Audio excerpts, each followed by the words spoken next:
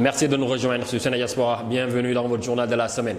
À la une de ce journal, grave accident cette semaine à Bargny. Le bilan fait état de 4 morts, dont un chauffeur et une vingtaine de blessés. À l'international, Vladimir Poutine signe un décret pour augmenter l'effectif de l'armée russe. Sport mondial 2022. Après l'Iran, les Lions connaissent leur deuxième adversaire en amical. Voilà pour le sommaire. Le développement, c'est tout de suite.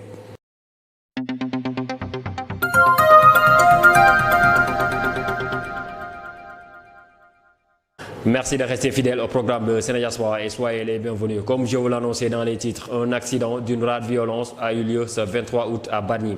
Le drame s'est produit entre 12h et 13h vers la sortie de la ville qui mène à Rufisque.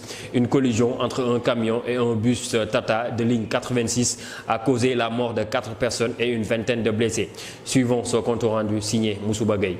Une collision entre un camion et un bus Tata de la ligne 86 a fait 4 morts et 19 blessés à Bargny cette semaine, dans la capitale sénégalaise. D'après les dernières informations, l'accident a été causé par le camion. En effet, le camion gros porteur a dévié de sa route et a heurté de plein fouet le bus Tata qui était en direction de Toubab Dialaw. Selon plusieurs témoins, rapporte Dakaractu, le conducteur du camion a perdu le contrôle, ce qui a donc coûté la vie à 4 des passagers du bus Tata. Il s'agit du chauffeur du bus, d'une femme, un vieux d'un âge très avancé qui habite à Bargny et une autre personne qui serait d'origine européenne. Quant aux blessés, qui sont au nombre de 19, dont 4 dans un état grave, ils ont été acheminés à l'hôpital Youssou Mbargane de Rufisque.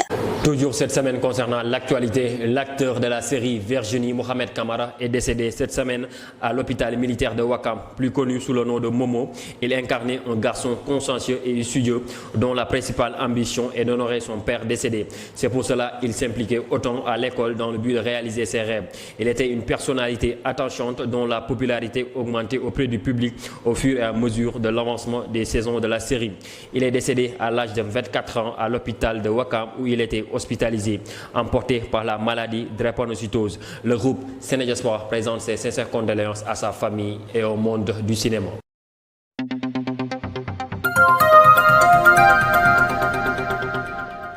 La famille de François Mancabou a déposé une plainte au niveau de la division de la cybersécurité de la police. Elle dénonce des menaces et intimidations reçues par certains de ses membres à travers des appels et des messages audio.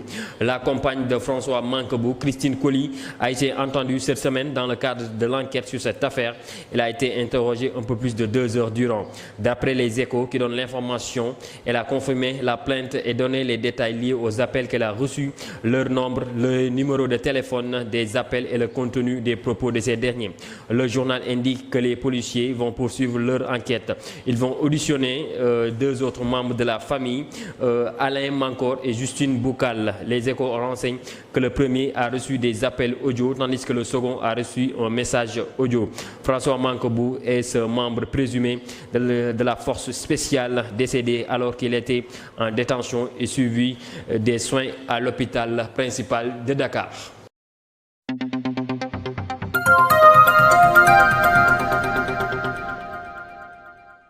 Politique à présent, fin du suspense. Les députés élus sont fixés sur la date d'installation de la 14e législature de l'Assemblée nationale.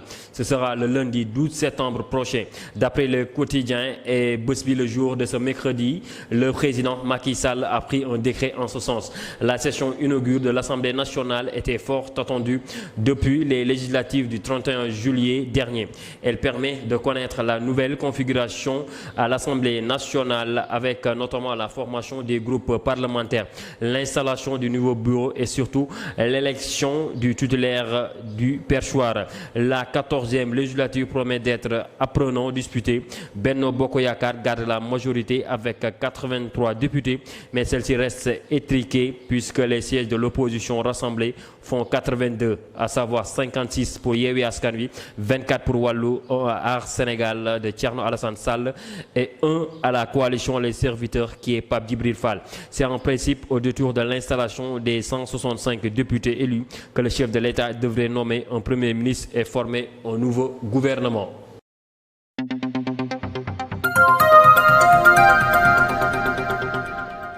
L'actualité internationale et sportive nous est présentée par Maïmouna Sen et Aline Diop. Vladimir Poutine a signé ce jeudi 25 août 2022 au 1er janvier 2023 un décret qui augmente de 10% le nombre de militaires dans l'armée russe.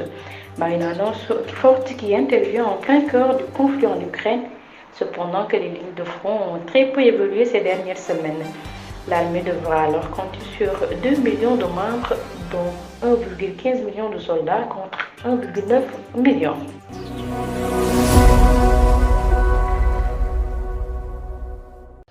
Le Sénégal aura 2 matchs amicaux en septembre dans le cadre de la préparation du Mondial 2022 du 20 novembre au 18 décembre. Après l'Iran, les Lions du Sénégal affronteront la Bolivie. C'est le deuxième vice-président de la Fédération sénégalaise de football, Abdoulaye Sow, qui a donné la nouvelle ce mardi dans les colonnes du quotidien sportif Record. C'est une bonne chose à saluer, celui qui est en même temps le ministre de l'Urbanisme, du Logement et de l'Hygiène publique. Voilà, chers fidèles internautes, c'en est terminé pour cette synthèse de l'actualité de la semaine. Merci de nous avoir suivis. Restez fidèles au programme de Sénégal Soir. Abonnez-vous et activez la cloche de notification pour ne rater aucune vidéo. On se donne rendez-vous la semaine prochaine pour d'autres informations.